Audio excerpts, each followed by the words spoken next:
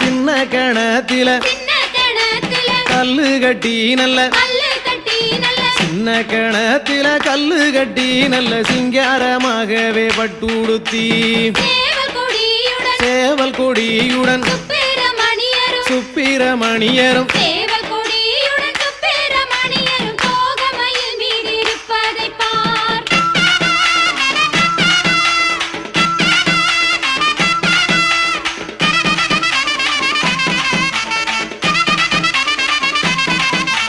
வெள்ளிக்கிழமையில வீடு மொழுவையில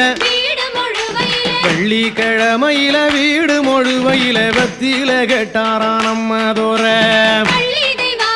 வள்ளி தெய்வானைய இடது போறான் வச்சு